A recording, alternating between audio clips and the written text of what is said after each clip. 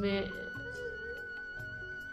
आप कल्पना भी नहीं कर सकते हैं कि आदमी के इंसान का जो ये घटनाएं करते हैं ना, इन लोगों को ऐसी सजा मिले कि ये दोबारा इनकी पुश्तें भी याद करें।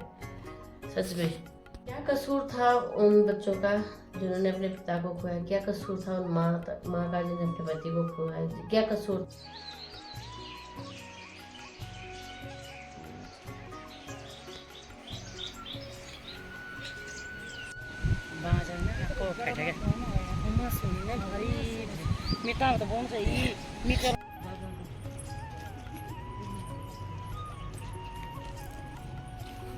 सभी को राधे राधे। स्वागत है आपका विमला भट्ट आंगनबाड़ी ब्लॉग में। दोपहर के 1 बज चुके हैं और मैं कर रही हूँ अपने ब्लॉग की स्टार्टिंग 1 बजे से। तो आज वीडियो बनाने का एक दुखद घटना जो हुई है उसके बारे में मैं बताना चाहती हूँ। आप लोग मेरी पूरी वीडियो को ज़रूर देखिएगा और इसमें आप अपना कमेंट ज़रूर बताइएगा कि इसमें क्या होना चाहिए। और अगर वीडियो भी अच्छी लगी आपको तो लाइक भी करना, कमेंट तो ज़रूर करना, सब्सक्राइब प्लीज़ सब्सक्राइब करना। और मेरे जो यूट्यूब चैनल का वॉच टाइम है बिल्कुल पूर्ण होने वाला है और मुझे आप लोगों की बहुत ज़रूरत है, सपोर्ट की ज़रूरत है। अगर आप लोगों को मेरी वीडियो अच्छी लगती होगी तो प्लीज़ ज़रूर एक बार सोचना और सब्सक्राइब करके इसको ज़रूर देखना। तो मेरी वीडियो को आगे बढ़ाते हुए बताती हूँ कि जो जम्मू कश्मीर यानी श्रीनगर में ऐसी घटना हुई है उसके बारे में बताना चाहती हूँ। मैं अपने वीडियो के माध्यम से ये बताना चाहती हूँ कि जम्मू कश्मीर के श्रीनगर से लगभग 100 किलोमीटर की दूरी पे पहलगांव जो कि जम्मू कश्मीर का हिस्सा है, वहाँ पे आतंकवादी हमला हुआ है और आत्मघाती हमला हुआ है, जिसमें कि 28 लोगों की मौत निर्मम तरीके से इन लोगों ने करी है। और भारत सरकार से यही निवेदन करना चाहती हूँ और अपने वीडियो के माध्यम से भी मैं यही निवेदन करना चाहती हूँ कि इनको सिर्फ फांसी की सज़ा हो और जिस हिसाब से इन लोगों को इस हिसाब से मारा है उसी हिसाब से इनको सज़ा मिले। तो किसी की भी रूह कांप जाएगी ऐसी घटना को देख के। बहुत मतलब मेरी तो आवाज़ में भी एक रूखापन सा है और बिल्कुल मैं क्या बताऊँ, जो हिसाब से हम वीडियो देख रहे हैं, फ़ोन में देख रहे हैं, टीवी में देख रहे हैं कि इस हिसाब से उन्होंने इकट्ठा करके उन लोगों को मारा है। किसी के पति खोए, किसी ने अपने बेटा खोया, किसी ने अपना भाई खोया। तो सरकार से बार बार मैं यही निवेदन करूँगी कि वह इनको बिल्कुल ऐसी सज़ा दें और सज़ा देने के लिए भी वह तैयार है। तो लगभग अब कार्य पूरा होने वाला है और बदला लेने की है। मैं तो कहती हूँ कि अगर ऐसी जगह में हम जैसों को भी जाना पड़े ना तो हम तो तैयार हैं। मैं तो सच में बोलती हूँ कि मुझे मरना तो सबने एक दिन है, पर ऐसे आतंकवादियों को मारने के लिए सबसे पहले मेरे को भेजो, मैं खुद मार दूँगी हकीकत में। और शायद देश के हर नौजवान कहता है और हर इंसान कहता है, चाहे वो लेडीज हो चाहे जेंट्स हो, वो यही चाहता है कि इनको जान से मारा जाए। इन्होंने बहुत ज़्यादा आतंक फैला रखा है और हमारे हिंदुस्तान को जो एकता के जो मिसाल है हमारे भारत, उसको इन्होंने ऐसा कर रखा है। तो आप लोग पूरी वीडियो, जिस हिसाब से इन्होंने इतनी निर्मम हत्या करी है उस हिसाब से हम भी ये चाहते हैं कि इन लोगों को भी ऐसी सज़ा मिले। पूरा उत्तराखंड भी शोक में है क्योंकि उत्तराखंड का भी एक वहाँ पे गया था, कुछ पौड़ी जिले का बताया जा रहा है।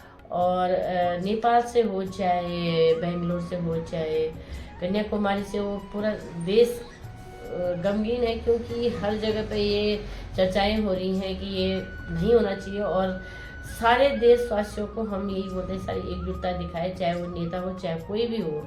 और शासन प्रशासन तो इसके बारे में सोच ही रहा है और सोच भी रहे। और सबसे बड़ी ये है कि उन्होंने सिंधु घाटी का जो जल, हमारे जो पानी वहाँ जाता है, उस पानी को बंद कर दिया है। तो देखते हैं पाकिस्तान वालों को जितना पानी पीते हैं उनको पानी के लिए, जैसे उन्होंने उन इंसानों को तड़पा के मारा है वैसे उन लोगों को भी पानी मिलेगा। वह जैसे तड़प के वो मरे थे वैसे वो भी मरेंगे।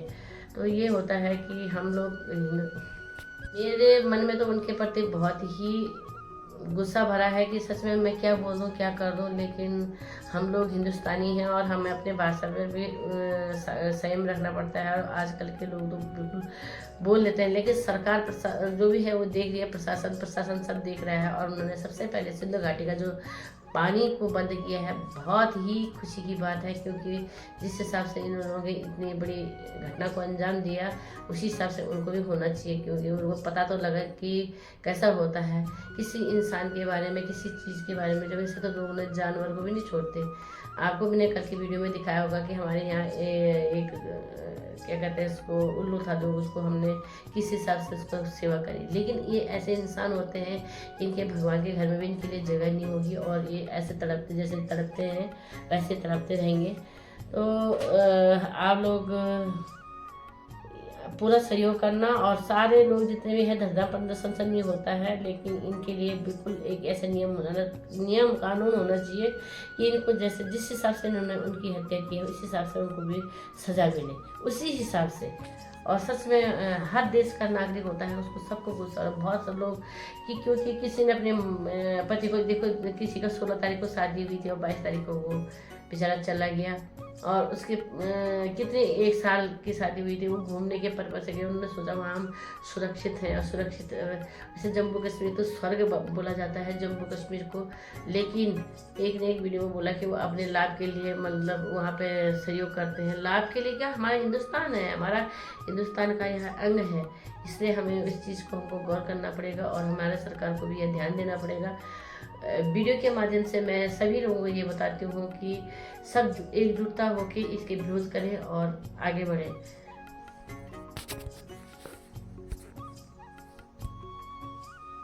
अभी भी एक सूचना मिली है कि भारत का एक बीएसएफ का जवान जो कि पाकिस्तान बॉर्डर पार कर चुके हैं, और उनको वहाँ के रेंजर ने पकड़ लिया है। तो ये गलती से वहाँ उस बॉर्डर पार पहुँच गए हैं, लेकिन वहाँ के शासन ने, जो वहाँ के रेंजर हैं, उन्होंने उनको पकड़ लिया। उनकी आंखों पे पट्टी बंधी है।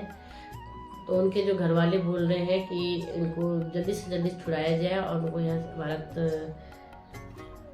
लाया जाए। तो ये भी एक बहुत बड़ी घटना हो चुकी है, जो कि बहुत दुखद है। पाकिस्तान कुछ और सोच रहा होगा, क्योंकि वो सोच रहा होगा कि हमारे कहीं इसके चक्कर में जो ये घटना हुई है, जो इन्होंने इतनी बड़ी कायराना हरकत की है, जो इसके चक्कर में कहीं इन्होंने ये ना सोच लिया हो कि ये जासूसी का न्याय होगा। लेकिन भारत का जो नियम है और भारत की जो सरकार है उसको ज़रूर यहाँ लाएंगे, और जो हमारे बीएसएफ के जवान हैं वो ज़रूर यहाँ पहुँचेंगे। और मैं बताना चाहती हूँ कि कुछ लोग, जितने लोग वहाँ अपनी जान गंवाए और यहाँ से घूमने के लिए गए कि हम बड़ी खुशी खुशी से अपनी शादी की, कोई शादी सालगिरह मनाने गए हैं, तो कोई शादी के बाद तुरंत चले गए हैं, तो उनको वहाँ से आ जाते समय तो हंसते गए, आते समय वहाँ रोते रोते आए। तो ऐसी ही आतंकवादी घटनाएं ना हो दोबारा देश में। तो इसलिए सरकार भी वचनबद्ध हो, और अपने जैसे इन्होंने पहले भी 2-3 बार ऐसी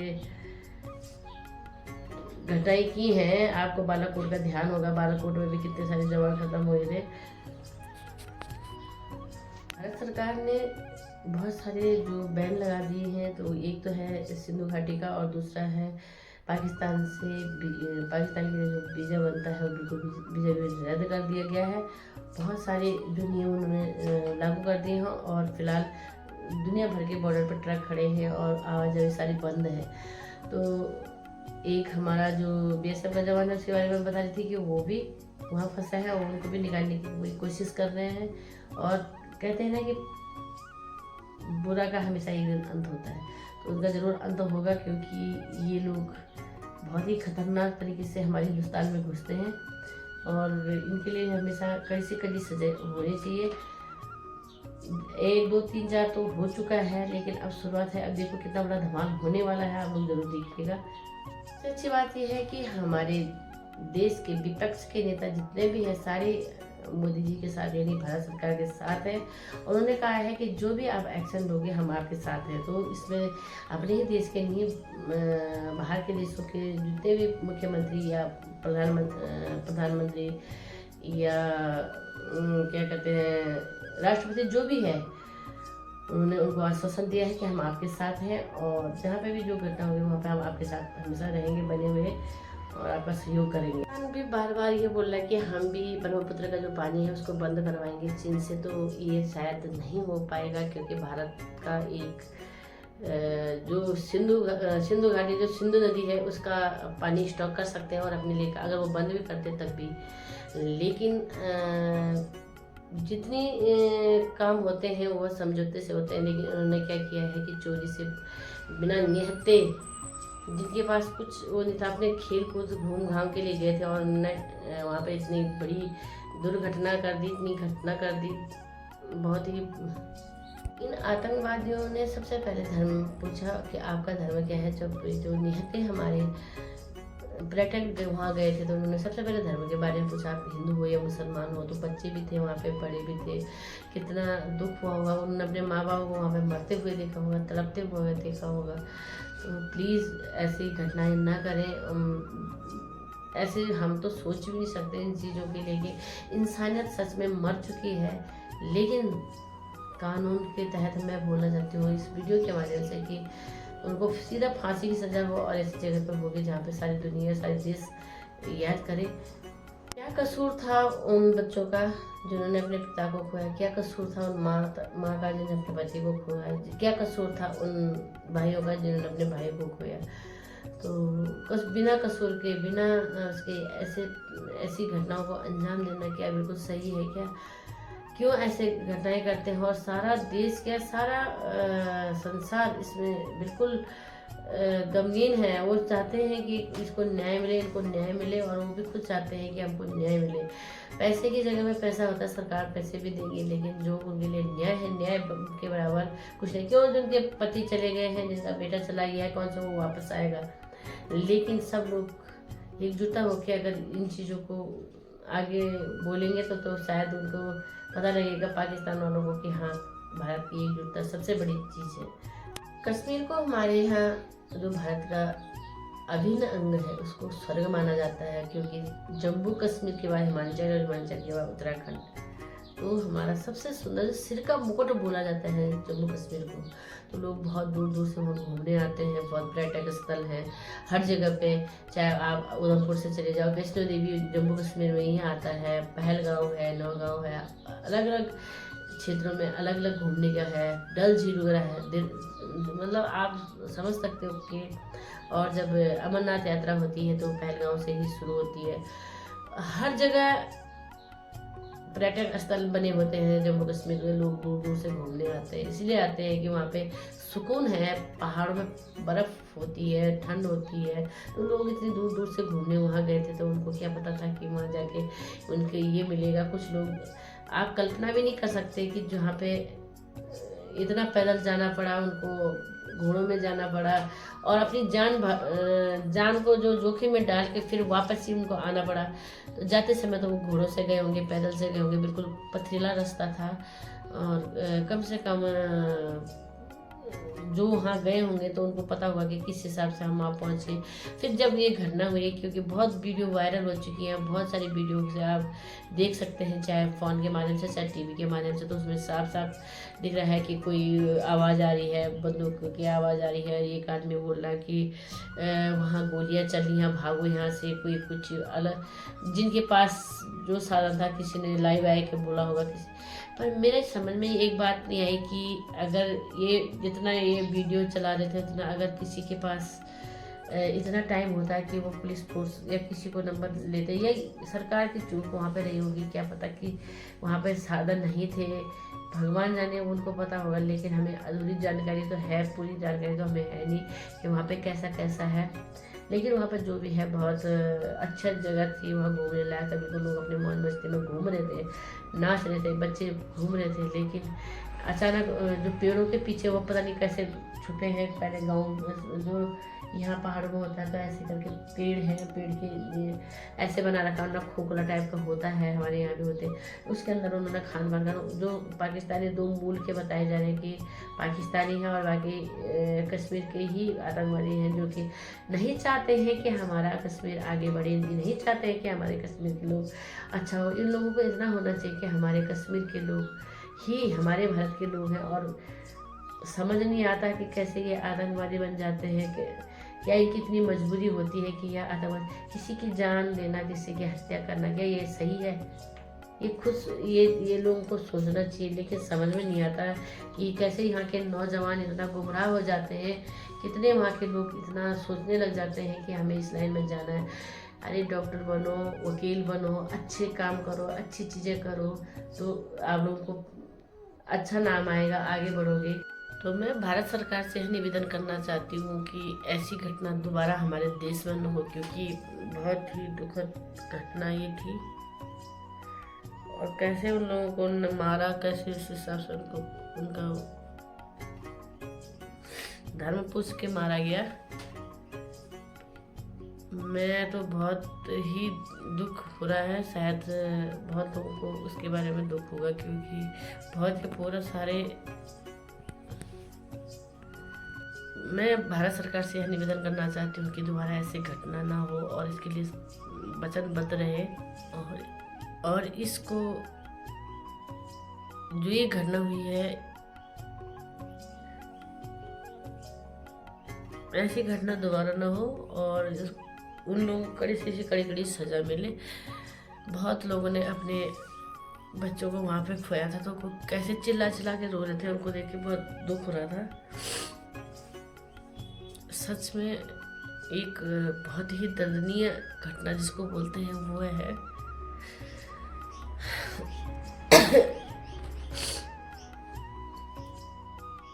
और कैसे उन लोगों को न किया, इकट्ठा करके पहले उनको इकट्ठा किया और फिर उसके बाद धर्म पूछ के मारा। तो हमारे यहाँ भी बहुत जगह आज रैली बताए जा रहे हैं, जैसे थलीसर में भी रैली होगी इसके प्रति, जो एक विरोध प्रदर्शन जिसे बोला जाता है वो किया है। और हम लोग तो दूर दराज क्षेत्रों में, हमारे तो खैर आवाज़ भी नहीं सुन पाएंगे, कोई मेरी वीडियो को इतने देखता भी नहीं होगा कि जितना कि हम इसको फैला सकें। लेकिन जैसे हमारे यहाँ अंकिता भंडारी का जो केस हुआ था, उसमें भी ऐसी कुछ लोगों ने उनकी ऐसी निर्मम हत्या कर दी थी और किस तरीके से उनको मारा था, उसी हिसाब से आतंकवादियों ने भी ऐसी घटना को अंजाम दिया है। तो ये घटनाएं दोबारा ना हो और इन चीज़ों को जरूर सरकार अपने ज्ञान में रखे। और जहाँ तक कल से आज तक इतनी घटनाएं जो हमने सुनी है और इसके बारे में जितने भी प्रतिबंध लगा दिए गए हैं वह भारत सरकार द्वारा लगाए गए हैं। तो आप लोग इस चीज़ को ज़रूर देखिएगा कि हमारे देश के जो अपने आस पड़ोस में है उसको इन चीज़ों से बचे और देखिए, समझे, सुने। हमारे तो यही होता है कि आप एक दूसरे को सहयोग करें और बताएं, जाति पाति से बढ़ के आगे उठें और देखें कि कैसी कैसी घटनाएं हमारे देश में हो रही हैं और होती हैं। लेकिन उसका मुँह तो जवाब सरकार द्वारा दिया जाता है और आजकल कानून इतने बने हैं, लेकिन इसके लिए भी एक प्रावधान होना चाहिए कि ऐसे आतंकवादियों को सीधा, आप सोच सकते हैं कि मैं क्या बोलना चाहती हूँ, और बिना इन चीज़ों के किए हुए उनको फिर ऐसी ही आगे।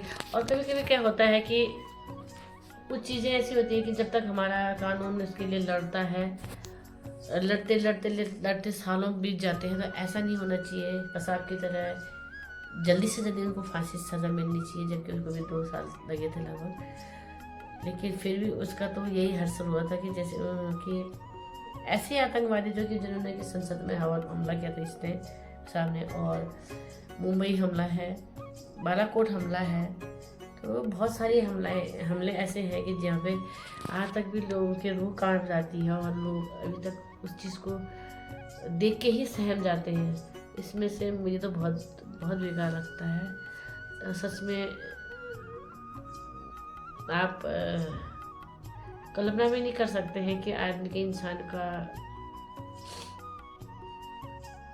जो ये घटनाएं करते हैं ना, इन लोगों को ऐसी सज़ा मिले कि ये दोबारा इनकी पुश्तें भी याद करें।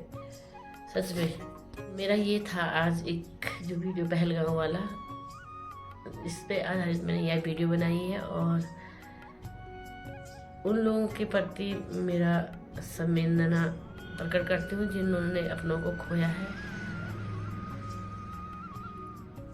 और मैं ज़्यादा ना बोलते हुए अगर मेरी वीडियो आप लोगों को अच्छी लगती है तो लाइक करना, कमेंट करना, शेयर करना, चैनल पर नहीं हो तो सब्सक्राइब जरूर करना। मिलती हूँ मैं आपको नेक्स्ट ब्लॉग में, तब तक के लिए बाय बाय। और अपने आसपास के जो लोग हैं उनसे देख के सुन के ही अपना ध्यान दें। जय श्री कृष्ण, राधे राधे।